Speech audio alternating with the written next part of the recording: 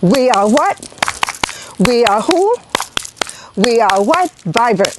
We are who? 50 plus. Hi, welcome to Gray Lives on the Rise. I am your host, Professor Jamila Franklin, and we are coming to you from Oyende Enterprises, being sponsored by Jamila Sense, which is our product line of aromatherapy products that helps heal the mind, body, and soul. And we are bringing to you Alamaj's rebirthing program, as well as Jamila Sense, and a host of wonderful programs that will help heal your body, heal your soul, and heal your mind. 50 plus people, we are here to stay. Gray Lives on the Rise. We are what? We are who? We are vibrant, and we are here to stay. Join us for our wonderful episodes. Thank you, and continue to look for our episodes weekly, being brought to you again from Oyende Enterprises and Jamila Sense. See you soon.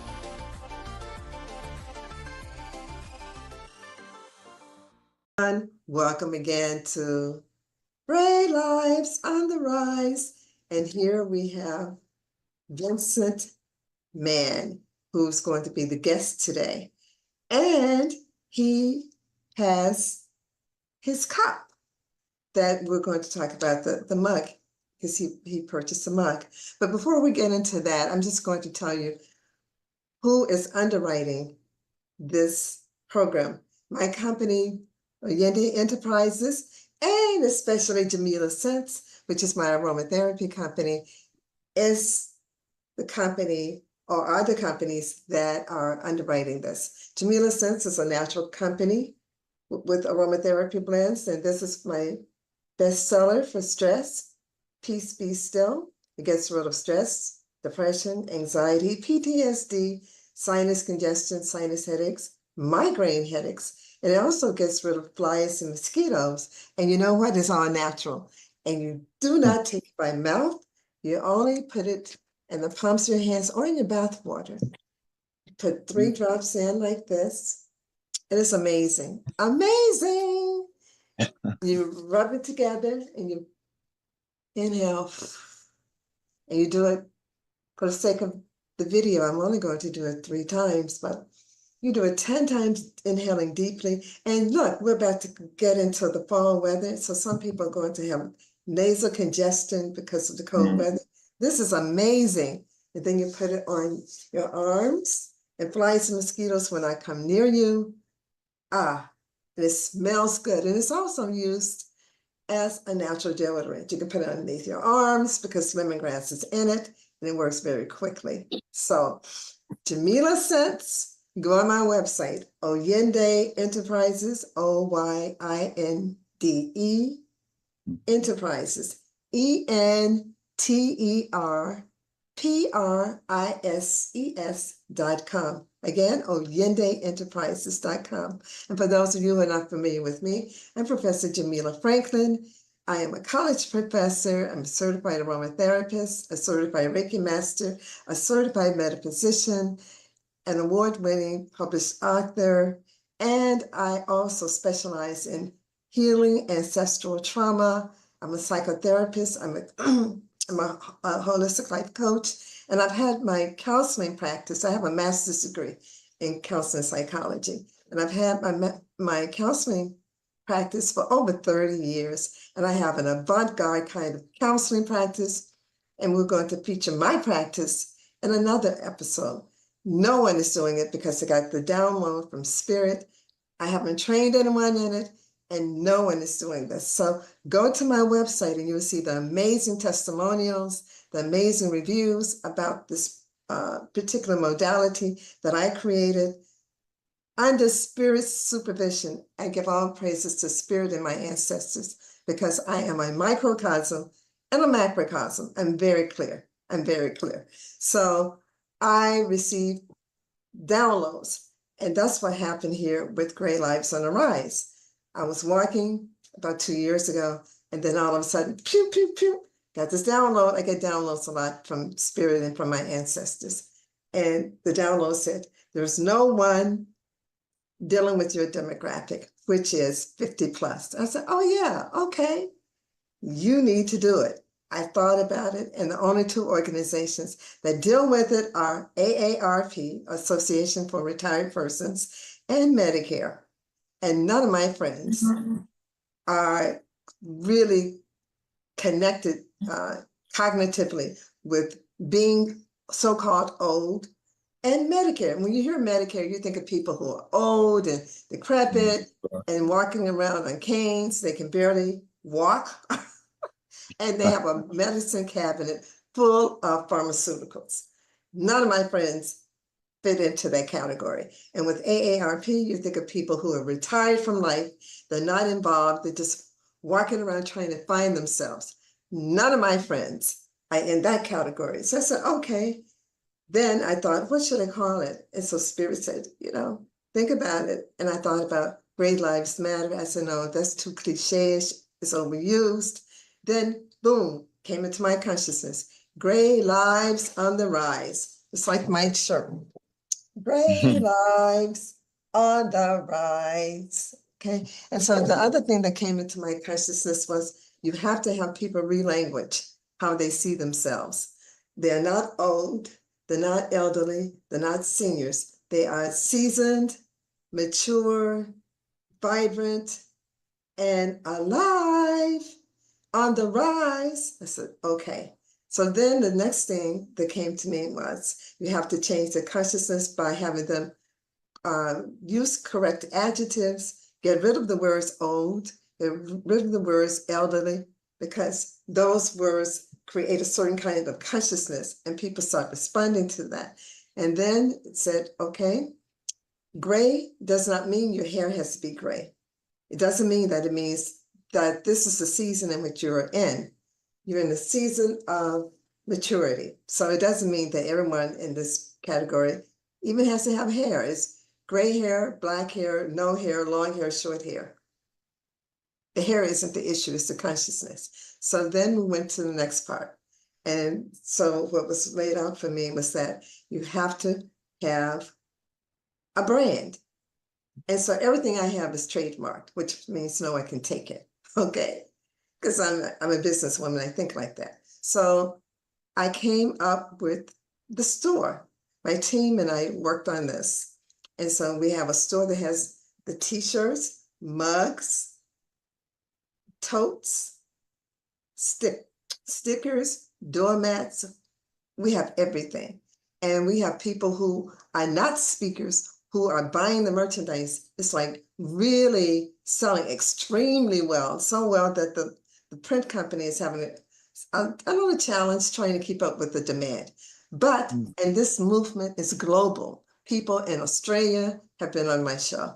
People in Serbia, Eastern Europe have been on my show. I have people who are coming in from Canada who are going to be featured, from Massachusetts, from Belize, from all over around the world. So this is a global movement because people have tried to discriminate against us. When you get 50 and older, people don't hire you. They look at your age and they automatically start making a determination about who you are, and they start becoming condescending. And I've seen people try to do that with me, repeat things as if I don't hear it the first time. If I don't respond, it doesn't mean I haven't heard you. It just means that what you're saying to me doesn't make sense and I'm not giving it any energy. So people keep repeating and slowing it down, which is condescending. I'm a college professor in psychology. You understand? So I understand how this works. And I'm a spiritual advisor, very clairvoyant and intuitive. So I get it. But so a lot of people who are in this age group are saying the same thing, that people are arrogant and condescending. So with this movement, we have the merchandise and we have the podcast. The radio show is the last thing that I was given to launch, because you can launch a radio show, but if people are not connected with the concept before you launch it, it's going to flop. I used to have my own blog talk radio show and it did very well, but I wasn't able to connect with a lot of people because I didn't know how to market it. This time I have a team, a wonderful team that's marketing it along with spiritual guidance. So I'm giving you all that background information to show you this is here to stay. It is not trendy. It's none of that.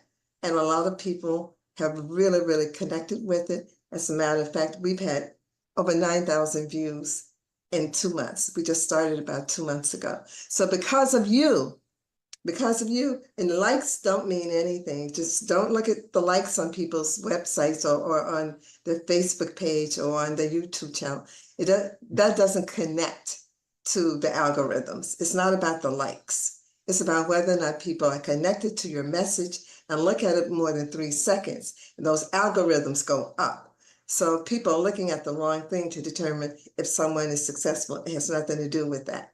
So I would like for you to continue to watch as you have been, and you're just sending this to people. I get wonderful comments from people saying that they're sending it to people and referring it to people, and they are also following up in terms of buying the merchandise and contacting me. So that's a wonderful thing. That lets you know when you are really, really connecting with people. And I love you guys. I thank you so much. So having said that, I'm going to introduce Mr. Vincent Mann. Vincent Mann, he's going to give you more information, is originally from Alabama. And he didn't know that he was a writer until he went to the University of Alabama over 30 years ago and took this course, and he received accolades from the professor. See, that's the thing about this podcast too. It brings out your hidden passions that you may not even know about, Right. but you were born with them and Spirit endowed you with them. So we talk about that so you can really, really understand how wonderful and powerful and gifted you are. But he went to the University of Alabama, and this professor said, read the paper. It was a male professor, and said, this is really great. It gave him an A-, and it shocked him because he didn't think that he was a writer. I've had students in my classes like that too, who don't think that they're writers. And I'm an English professor and psychology professor too. So, and I tell them, I have my own institute. I tell them, you're gifted because I'm a writer and I know how to identify writers. So this professor said, you're really gifted. And so he didn't do anything with it, a lot of times, because if you're not told that growing up, you just push it to the back. But then he had a role model in terms of his dad. His father was also a writer. His father published some books too. So these are hidden treasures. His father now is in the land of the ancestors. And his brother also, who's now in the land of the ancestors, critiqued his book, his first book, and said, this is really good. So when you hear those kinds of things, particularly from people in your family, then you can really, really feel good because they can be our most vocal critics. They can't. I mean, that's the way it is. So, but anyway, I'm going to interview Vincent Mann, and he is very, very reserved. So I'm going to bring out that fire and that passion within him. So Vince, when you were younger, did you write? Did you just write just to be writing when you were a child in Birmingham? Did you grow up in Birmingham? No, I actually was born in Savannah, Georgia. Oh, okay. Right. And like 1964. And my father was in the military. So we traveled around a lot. So when he retired in Montgomery, Alabama. So that's how we ended up in Alabama. He retired in 1977 at Maxwell Air Force Base. So I went to high school in Montgomery, and then went to college in Birmingham, University of Alabama, Birmingham. So that is where I was before I actually moved to Atlanta. Okay. But did you do any writing as a child, as a pastime, or Not no? that I can remember. I mean, I did a lot of papers when I was in high school, research papers and all that. But when I got to University of Alabama, Birmingham, when I was doing that paper in the language arts, that was, I guess, the most memorable, that paper that I done. And just because he gave me I'm A-, and then said that I should never stop writing. That we put on the edge of my paper. He said, you should never stop writing. I said, well, really? Wow. And uh, I really wasn't doing anything I thought was special. I was just writing, you know, and I guess it was just natural to me when I was Mhm. writing. He said it was, I should never stop writing. Of course, I was 19, 20, I guess back then. I didn't do anything with it because I had other things going on. I was majoring in psychology at the time. And Oh, then, one of yeah, my unfortunately, one I of didn't my stick with that. fields. I didn't stick with that. But anyway, and I was in ROTC. So Mhm. I was also in the military. So me and my twin brother, so we were actually getting, we had to do annual training every every year, but went to train also every month. So that was other stuff that I was doing, while I was in school. So I really didn't concentrate on writing anything, you know. Mm. But But you know what was really interesting? People discover some of their latent hidden talents sometimes later in life. yes. Mm-hmm. Like Mom's Mabley became a comedian, I think when she was in her 70s. Mm. And Grandma Moses became a famous artist, I think when she was in her late 80s. Right. And then there's a woman who was in the movie Black Panther Senior. She was in her 80s, and that was her first time Mm. acting. And she did extremely well. Okay. So sometimes things, we take a detour. Right. If Right. it was in you, Right. because, and I have your wonderful book here that I purchased, and we want to talk about it. Mm-hmm. Yeah, To Death Do Us. So when you started writing and your brother critiqued it, and your dad had published, I guess, Yes. when did your dad publish his books? Oh, he had I think two or three of them. I know one of them was might have been about, I want to say about 10 years ago. Might have been less than that, but one of them was a fiction book, and Mm-hmm. one of them was a I guess you would call that a nonfiction.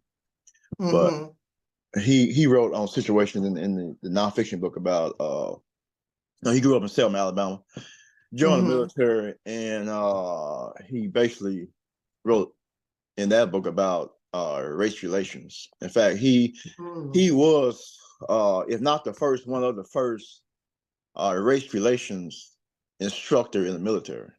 So Wow. so that what that book was kind of based on, and the other book just a fiction book. And I think that what brought me back to writing, because Mm-hmm. when I saw he published this book, I said, maybe I can do that, especially after I started having dreams. And I said, Yeah. and I cultivate a writing around my dreams. That's what I wanted to talk about, because you told me Mm-hmm. that informally. I found that so fascinating, so very Yeah. interesting, that you Mm-hmm. would have these dreams that would be like the context for your writing a Right. book. Right. It Mm-hmm. gave you the material. So let's talk about that. Let's explore that a little more in terms of you're having. So how did you know to do this? How did you know to connect what you were dreaming and to put it on paper and to give it life? Because the dream was full of imagery, full of information, but then you were able Right. to take that information Mm-hmm. and make it real, to flesh it out and to give it Right. flesh and life on Mm-hmm. paper. So what inspired you to first do that? How did you know that that's what should happen? Because people usually just dream and they forget Right. about the dream. Right. So I think at that time, like I said, my father had wrote this book, wrote his book, and I'm saying, well, I'm having these dreams, and I think that what made me want to start writing again. Ever since that college professor said, I should never stop writing. I think that would, I guess, rekindled the fire, so to speak. Mm-hmm. But so when I started having dreams, and he wrote his book, I said, well, maybe I should start, writing again.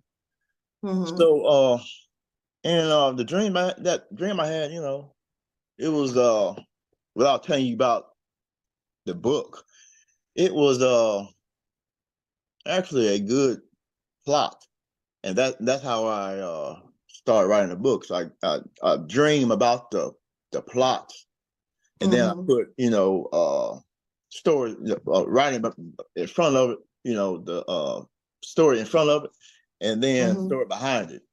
It's like Mm-hmm. I'm always doing the But give plot me an first. example because that's interesting. I'm trying to visualize what you're saying. So you Mm-hmm. have basically the theme, the dream. You're dreaming a dream, Right. and you're seeing actual people in the Mm-hmm. dream that's giving a theme. Say, for instance, so if someone is having um, some anxiety about moving to another country, let me just say that. Mm-hmm. And so you see this, and you see this man and this woman, and they're thinking about moving to another country, and they're having some discord because of that. Right.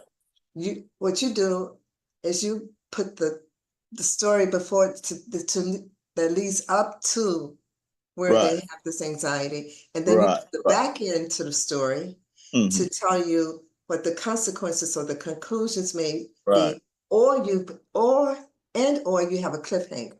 So that's Yes. what I'm Yes. seeing. So That's your exactly dreams right. give you the thematic pattern, and Yes. then in addition to that, you're adding. That's very creative. Yes. That's Yes. very It's creative. yeah. I never like dream like the whole book. Of course, I Yeah, never dream the yeah, whole book. Just actually the plot. I mean, what actually happens in the book. And what brings you to that point is the point is when I'm dreaming, and then I just put stuff in front of the book, what brings you to that point. Exactly what you said. You know, yeah. and it's I mean like that's say again? very, very creative. Yes. Yes. So right now, this is not the first book I've written. This is the first one I Hmm. actually published. The first one I've written is still on my computer. I have not really completed that yet. So Yeah. I will go back and do that. But I have like two. Actually, I got a book in the computer now that I'm actually working on now. Then I want to say I have like 4 or 5 more books that are actually I dreamed about already Wow. that are in my head. That actually, if I can write a book in my head, you know, I've done it. Yeah. I just have not put it on paper yet. But that's just the plots of those particular books. Wow. I'm going to have another author on too, Hazal. He's someone who I Mhm. know who's a poet and an author. I would like the two of you to meet. He Okay. lives here in Atlanta. So I'm going to introduce the two of you. That's what I do. I network a lot. But I'm going to introduce the two of you because he would love to talk to you. You would love to Mhm. talk to him. This is fascinating.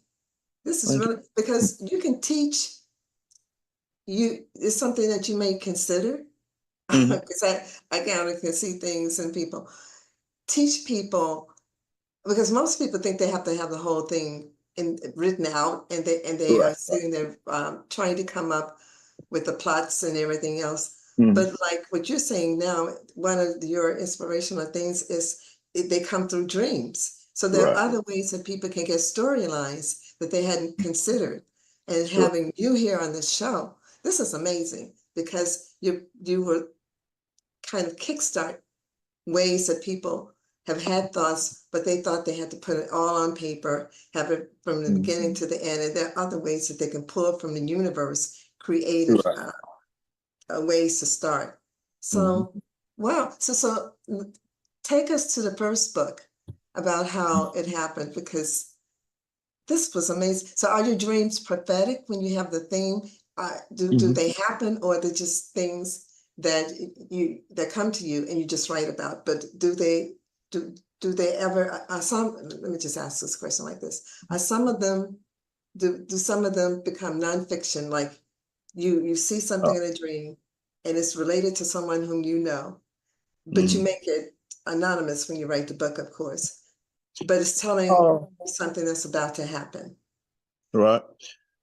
I would say probably anonymous, like what you said, because some of the Mm-hmm. books are, or some of the dreams I had are about actual people that I know. Of course, I keep it Okay, anonymous. Like, was it right. the first book? It was basically about a young lady that was she was pregnant, about to have a baby, but she did not want to keep the baby. So she aborted the baby, but she had a dream that the baby will grow up, become a doctor, and cure her of a disease that she's going to end up getting later in life. So in that book, I'm trying to show her, you need to not abort this baby. The baby not only save your life, but other people's lives that have the same disease that you have. This is a book that I'm not published. I'm still working on. So. Wow. So we don't want to find out about the ending of any of these that are not published because we don't want people to take your idea and run with it. But that's amazing. So did or does this person actually exist that you had to dream about? Oh, no, not really. Some parts of it, but that person it's not someone that you know. It's not someone that you know. Not really. It's just like a dream that I had, but it was probably based off of someone that I know. But I don't think they were actually trying to abort the baby. But I think they were maybe trying to figure other ways how to, keep the baby and actually raise it. But because it was a single parent. Yes, yeah. But I just had a dream about it, so it just went from there. Well, it seems like to me, when you have your dreams, you're tapped into the universal consciousness, which people call it different names. I call it the creator of the universe. People can call it Yahweh, God, whatever name. I don't get caught up in the names. So, but you're tapped into what Carl Jung used to say is a universal consciousness that we are all part of. And you're tapped into that. So you may not have to know the people, but you're tapped into whatever's going on in the universe, and it's downloaded to you to give you these ideas to put it on paper, because someone may be going through this, and then you're able, because of your creative ability, to give the beginning and then put the end to it. And when someone reads it, they're like, wow, this is my story. And the person who's supposed to be affected is going to pick up the book. Or someone who knows that person who may be going through, because my podcast is global, so it can go to anyone in India or in Spain or whatever can pick up this book and say, this is my story. And I was feeling perplexed as what to do in terms of this situation. This book is giving me the answer to my prayer. So I think that's amazing. That's amazing. So I don't know if you actually read this book and finished it, but it's a fiction book. Right. So what happens in this book is no way related to me. And I know no one that had done anything like what's going on in this book, So it's funny when you say that, because actually it's just a dream to me, but if this happened to someone in real life, then it's wild, Well, that's the beauty of it, because you are the author. You can take it to unimaginable heights. Right. You don't have to stay within the conventional norms of what is normal or what is whatever.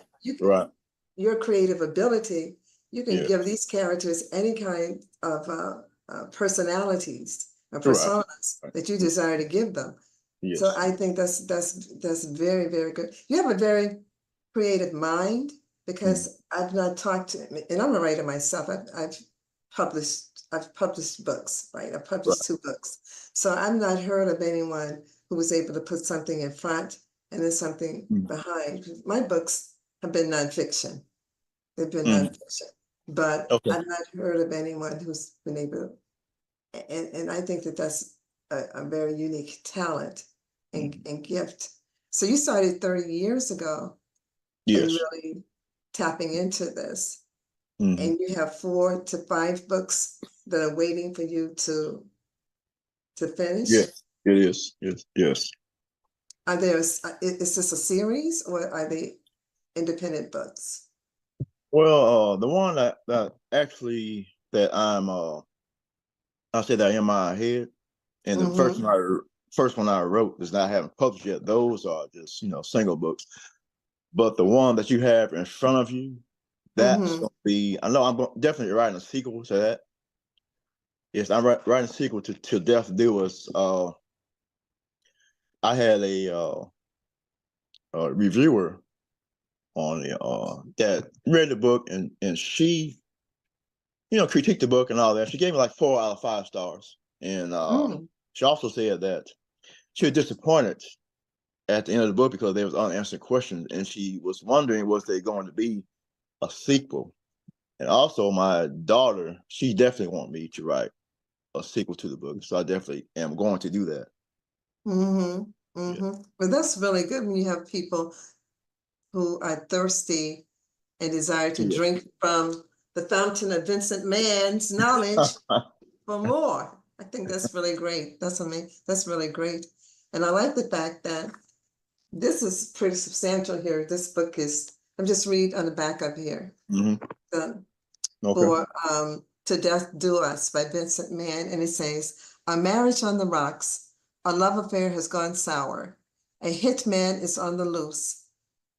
This lively, fast-paced suspense tale of an all-American family in crisis explores sex, money, and murder with humor, intelligence, twists and turns, and compassion. It's a mysterious look at how far some people will go to keep their secrets. A taut, suspenseful tale of murder and deceit set in the world of an Atlanta wealthy family. Woo! Hey, people, this is gonna fly off the shelves. You hear me? Yeah, I bought it. I haven't had a chance to read it yet because I've been working on my business, but I'm going to. And I've thought about some friends of mine, some male friends of mine, and one particularly who's in California. I think he would just love this. I'm thinking, yeah, he would, he lives in California. He would love it. He would love it. So, yeah, and it's 259 pages, so it's not a little small read. That's wonderful. That's wonderful. So when you're writing these books, what are the feelings that you're feeling? What comes forth? And how do you know which dream to make into a book? Well, I try to I guess use the ones that are actually going to fill the pages up, so to speak. Some stuff I dream it's not really gonna fill the pages up. So I would say, well, those probably just be short stories. Maybe I can do that because there's not enough content there, But so just most of the books, I just have to really think about how to, make it into a book, that's gonna have a lot of content in it.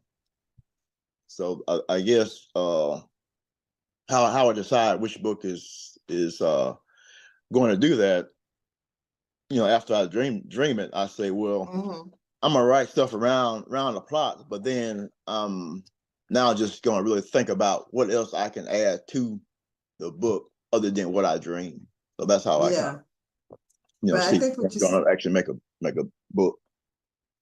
I think what you said makes a lot of sense. You can have a compilation of short stories and make them into a book. Yes. Yeah, so the ones that you think can't fill up a page. I mean, not a page, but an entire book of close to 200 pages. Because sometimes if people, especially young people, have short attention spans. So people who are 50 plus in our age group, we like a good read. We love long songs. They have short attention spans. If you can keep them for three minutes, it's a miracle because they're all over the place. They're scattered. But with people, and this is who the podcast is geared towards, people who are 50 plus, who would enjoy a long read because they're sitting in their vacation homes. They have second homes. They have vacation homes. They're traveling a lot. I know some of my friends who are going on vacation for a month at a time. So, Mm. or they go to places and while they're on the beach, they Right. like to read. While they're on a plane, they like to read. While they're on a train, they like to read. While they're doing road trips across the country, they like to read. Or sitting in the backyard on their back porch, they like to Right. read. So, and people, like I said, this is a global market. So when people leave this country, because I know people are traveling across the globe a lot, so they can have books like Right. your wonderful book to Yes. read. Yeah, yeah. So writing is something that you definitely have a passion for and you Yes. enjoy. Mhm. Yeah, it Well, you fulfills know, you. Jamil, what I can say also, Mm-hmm. uh, this unique situation that I am as a writer, I never was one that would pick up a book and read it unless I Mm-hmm. would, had to for school. But I would pick a book up, and if it's not like interesting at the first chapter, I may read the first chapter and say, I might put it down. I might not even pick it up because then nothing grabbed me. But I'm Yeah, in a situation where I can write a book that I would actually read. You know what I'm saying? yeah, Yeah. So yeah, yeah. And that's a good point. yes. And because people can write, but then if you don't have an audience, Right. then it's nice, but it's not going to sell. And Yes. eventually you would like for the books to sell. They're not Right. just for your personal use, because that's Yeah. to me then is like a diary. If Yes. you're writing something and no one's going to read it, that's like a diary Right. or or a journal. And Yes. that's cute, but you're writing it to for for for your own personal edification and pleasure. And you're also Right. writing it to inspire someone may be touched by the words in Mm-hmm. your book. They may have a life-changing event. They may have an epiphany and say, oh, wow, this person is writing my story. It's just Mm-hmm. like the song Killing Me Softly with Roberta Flack. Right. When she wrote that song, people could relate to that. Mm. Because she Yes. was telling a story of someone who was telling her story using a guitar. And it was like, wow, it Mm. was so poetic how she did that. Oh, She said okay. he's killing me softly with his words and with his song because he Mm-hmm. was telling what was going on within her life without even knowing who she was. But it moved her. Right. It moved her, like she said in the song. So with your book, I think it's amazing. And there, I'm so pleased and happy to see that you are, a male, an African American melanated male who has written this book, because there are a lot of men who may Mm-hmm. think this market is not open to them. Like my future guest too, Hazal, is going to talk about his book. Okay. His podcast is going to come before yours, as a matter of fact. Okay. So he's going to talk about his book, and he's a poet, and he's very gifted. Mm.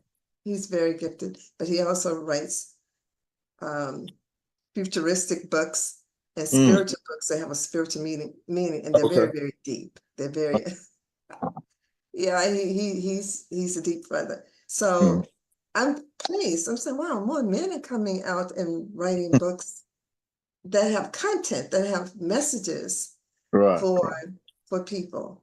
That's wonderful. So what do you envision for yourself, like in the future? I would like to see you, this is just my spin on it. I would like Mm. to see you teach courses in how to creative writing courses. Mm. I think Yeah. that there's a market for you. Okay. Okay. No, I'm serious. Haven't been in the field of Mm. academia. I think there's Right. a market for you. I think that you can also do something like this on Udemy, Mm-hmm. YDEMY. Mm-hmm. You can teach, because there are people, particularly in our age group, who Right. have retired, who are looking Mm-hmm. for something to do that's not a job, just so broke. They're Right. not looking for that. Right. They're looking for something Yeah. like a side thing that they didn't get a chance to do Right. in their career. But the children are grown, out of the house. Mm-hmm. They have free time. Some of them are empty nesters, and and some of them are just looking for something else to do. Right. They don't know how to do it.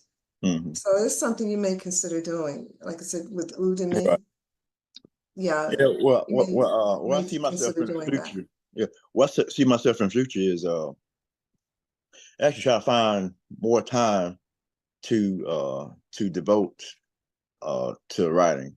Because right now, you know, Mhm. I have a regular job, a career Mhm. that actually pay the bills, and I would get a lot more, you know, books done, them done quicker if I had more time to write. But I really do not. I usually find time just to write on the weekend, and sometimes I don't do that because I'm just tired. So I just need to get some Yeah. rest. But that would I see myself in Yeah. the future where And I you can have a just family devote all my too. time to Yeah. writing. And you have, yeah, and you have a family too. So it's like, Right, right. Yeah. yeah, yeah, how to fit it in. Hmm. But may I share a story with you? Yes. Uh, Toni Morrison, who wrote The Bluest Eye and wrote Songs of Solomon. I mean, she was a famous writer, Hmm. extremely famous, an African American female writer. Okay. And she worked during the day, and she had two young sons. This Mm. is early in her career. And during the day, she worked as a secretary early, in her beginning of her career. So Right. what you're talking about was the same thing. She had a job that paid the bills, but Right. then at night when they would be asleep, the children, Mm. she would write. And Mm. then she got discovered, right? Okay. Because and I've taught her books. Well, The Mm. Bluest Eye I've taught when I was teaching my African American literature class. Okay. She and her writings are profound. So Mm. she was squeezed in between, and then she finally finished her degree. And as a matter of fact, she went to the school that I graduated from, Cornell University, to get her master's degree. And then it was on from there. She became an editor of a magazine, and then her other books, Okay. she started writing. Mm. So she would find little time that the little breaks that she had during Right. the day, she would just write. Right. So it didn't take away time from her children. Mm-hmm.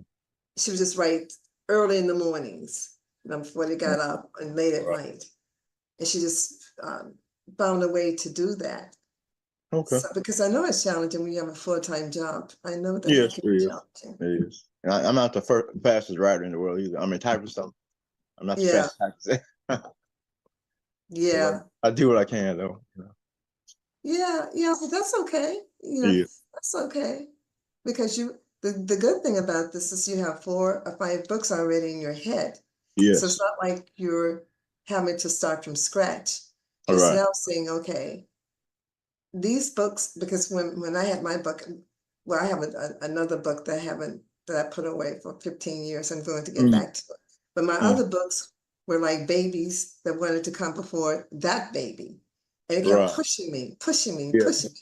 And then I just sat down one day with my last book, Reflections of the Soul, a Mm. memoir. I just sat down and just knocked it out because it was just Right. like in my soul, and it had to Mm-hmm. be pushed out, like Right. a baby, it had to be pushed out. And it, it just happened, but you do it in your own time Right. Right. because Yeah. you don't want to I'm feel pushed. yeah. Yeah. Well, I'm working on this. I haven't started on the sequel to this book, but I'm thinking I Mm-hmm. might need to go ahead and start it because Mm-hmm. I'm writing this other book. I'm like halfway done with that one. I'm saying, well, should I start the sequel now and put a hole in that book, or do that one, or do both of them at the same time? Which I may end up doing, just both of them at the same time. You can do, that's what happened with me. I was Yeah. doing well, I started on one that I had to put down 15 years ago because that Mm-hmm. was really detailed, and I think I might go back to it. I'll see. But Mm-hmm. I was writing them at the same time. But the Okay. latest one, like my autobiography, Right. Reflections of the Soul, came. She was like, "Hey, I don't care if this was the first baby. I'm knocking it, Yeah. I'm knocking it out of the way, and Yeah. I'm coming forth because it's something within your soul that would Right. tell you, it would push Mm-hmm. it, it will push it, and then once you get in alignment with it, like you've Mm-hmm. done in the past with this beautiful book, once you get in Right. alignment, it becomes very easy. The Yeah. time, it's like something inside your soul won't let you stop until it's Right. finished. And it doesn't mean that you have to spend hours upon hours every day, but it's just like every time you think about it, it's whispering in your ear. I know for me, Right. that's what happens. Yeah. It's whispering in your ear saying, okay, I have to be birthed now. I have to come forth. But Yes. like you, and you can have, because I know of other people who have several books kind of in queue in terms of their thought, Right. but then something, it's something that may not even be in queue, Mm-hmm. out of the blue will come down as a download. And then they Right. go with that. So whatever your soul is speaking to you to say, if the sequel to this is saying, okay, I need to come forth now, Right. then you would know. Or if the Yeah. other one of the 4 or 5 books, whatever, because you have infinity. We think we have to do everything in a certain time frame. You know, I said I was going to do this at this age, and I said, no. Right. So whatever's burning in your soul, Mm-hmm. if it's the sequel to this, or if it's one of the 4 or 5 books that are in queue, Right. and for me, they speak to me. And, yeah, I'm very artistic like that. The book, everything speaks to me and says, okay, it's time. So Okay. whatever is like burning in your soul, even though people may desire to have a sequel, it's coming. But Yes. but do you desire to start that now, or to finish one of the 4 or 5 books? And what I do is I meditate every day, and the answer comes. Okay. And you're really good at this because you get things in dreams. So Yeah. it will come to let you know. Okay. Yeah. And then all of it, you have the rest of your divine time on this planet to do it. It's Yes. no Yeah. rush. Right. No rush. Yes. Yeah, it's no rush. It's no rush. So have you gotten feedback from your family about any of your works? I know you said your daughter read it and she Yes. really loved Yeah. it and she desires for you to have a sequel. Mhm. Have you gotten feedback from other family Yeah. members? Yeah. I got a lot of feedback from family members and friends as well. Mm-hmm. In fact, one of my cousins, my wife's cousin, she says, name is Trina. Mm-hmm. She got the book, she picked it up, and she put it down. Then she picked it up again and couldn't put it down. So that was Mm-hmm. yes. So she really enjoyed the book, and in fact, I seen her like a couple of 2 or 3 weeks ago. You know, Mm-hmm. seen her, and we're talking about the book, and I said, Trina, I might put you in my sequel. Mm-hmm. I might write her into the my sequel. I got a spot for her, but I got a lot of feedback. Of course, from my daughter, my wife, a lot of friends say it's a good read. Mm-hmm. But yeah, I got a lot of feedback from positive feedback. And that's really important too for people to give you that feedback, not only for popularity, but just for your soul to let you Yeah. know that you're touching the lives of people Mm-hmm. in some kind of way and that they're connecting with your message. Because unless you write a diary or a journal, the purpose Right. of writing is to touch someone in some way, to uh, to have them connect with what you're writing about and espousing in some kind of way.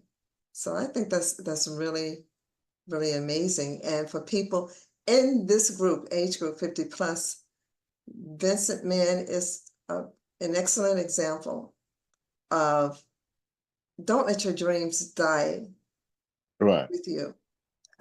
Uh, Dr. Monroe, I forgot his first name. He was a pastor. I'm not religious, I'm spiritual, but he was a pastor who said something and it was very profound. He said, the graveyard is very wealthy, it's very rich. A lot of people died with their dreams inside.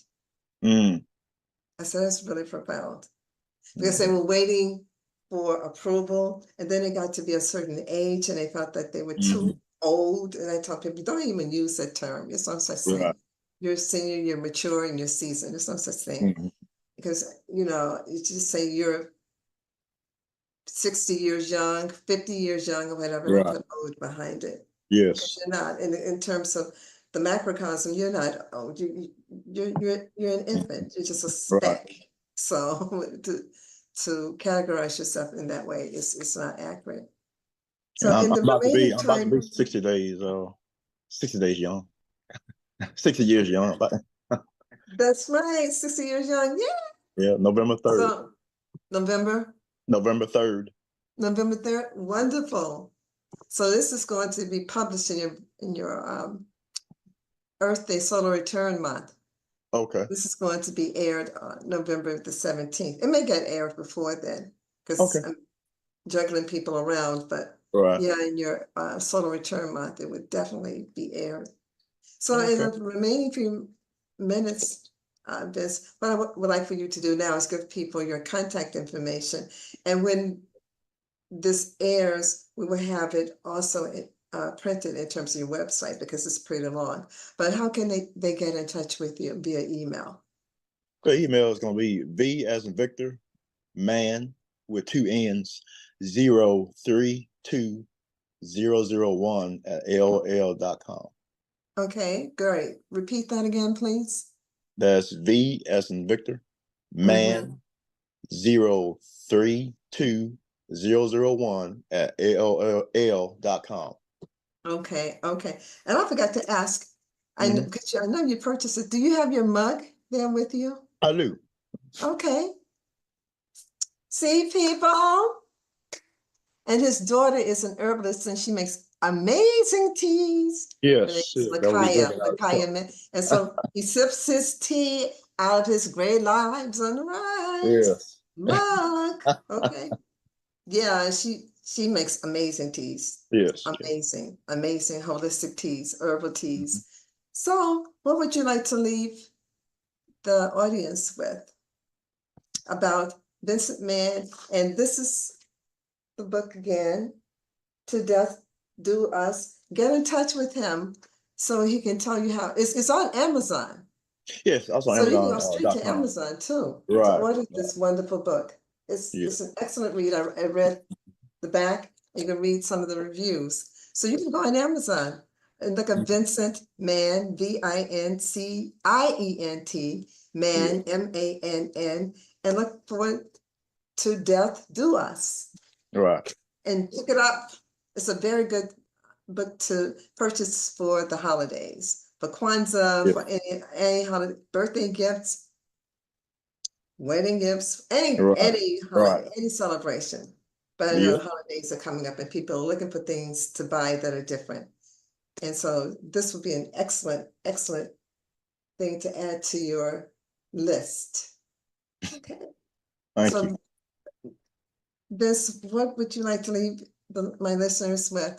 Our Great Lives on the Rise, listeners. Yes, I mean, like I said, I'm about to turn 60, and I never dreamed that I would be a writer back when I was in college. I never dreamed that. However, like I said, that passion was rekindled, through my father when I seen him read, and I started having these dreams. So it's never too late, And like I said, I'm writing books that I would actually read. So if you want a person that pick up a book and you put it down because it's not capturing your attention, well, I think this book will. I think that other ones that I write will. And like I said, I'm in a position to write a book that I would actually read. If you like me, then you would actually like this book. So I love that. I love that. Yeah, something that's going to captivate your attention. But the synopsis, the summary of the book that I read to people, that alone would bring people in. Yes. That alone, in terms of what this family is doing and all their ups and downs and trials and tribulations, that would captivate people. Yeah. Now, if you think this book is good, after you read it, you think this book is good, I have other books that's in my head. I said to myself one day, I think this book is gonna be better than this one right now. But like I said, you want a good read, just hang in there, Yeah, I'm but trying to put the them whole out as soon as I can. purpose. Yeah, the whole purpose is to have something that's going to engage people, have them read, have them ponder and think about things and have discussions. And I envision a lot for you, Mr. Mann, in terms of, I could be a PR person, in terms of having book clubs And Yes. this, I mean, you can take this to another level, a Yes. definite another level, but because people are 50 plus are looking for things that have Mhm. substance. We're not Right. looking for the things that are and I'm stereotyping, I know, but Mhm. a lot of young people they couldn't get through this. Your daughter is an exception because she's very, very, very bright. But a lot of Right. them, if it's more than 10 pages, they put it Yes. down. Yes. So, but for those of us who are used to reading Mhm. novels and in a series and whatever, this is excellent. You have book clubs and you can Mhm. just take this to so many different levels, so many different ways. Yes. But it's been my honor and my pleasure, Vincent Mann, to have you on Gray Lives on the Rise. And So we thank you. are going to support you, have it go global. Well, time it airs, it's going to be global. Right. So and you never know. J.K. Rowling's had 300, she wrote Harry Potter. She had Mhm. 300 publishers tell her no, 300 Mm. plus. One publisher said yes, she's a billionaire. You never know Really? how this is going to turn out. Right. Right. Even with my Okay. podcast, I didn't know I'd get all 9,000 views, right? You just Yes. never know how it's going to turn out. So the Right. whole thing is just to stay vigilant and diligent like you are. And Okay. the best is yet to come. Well, Thank you thank you. so much. I'd like to thank you, Miss Baylor, for inviting me on your podcast. I thank you very much for that. Yeah, I would thank you for accepting. Thank you so much. And so, until next time, everyone, we love you. We appreciate you. We thank you for referring us to other people. And let us know if you may be interested in becoming a potential speaker. We're booked up until the end of the year, but Mm. we're always looking for new people for the new year. Okay. So stay blessed and namaste until next time. Thank you so much for joining us for this episode of Gray Lives on the Rise, being brought to you by Jamila Scents, which is the product line of Oyende Enterprises. Jamila Scents is a 100% natural aromatherapy line that heals the mind, body, and soul. This episode of Gray Lives on the Rise was intended to uplift you, to inspire you, and to motivate you. Please tell all of your friends, family members, and anyone you know who's 50 plus, who's living a vibrant life and interested in doing more and enjoying life even to its fullest. So thank you, and please subscribe, like, and comment on this video and all our videos. Thank you, and until next time, until our next podcast, namaste and be well.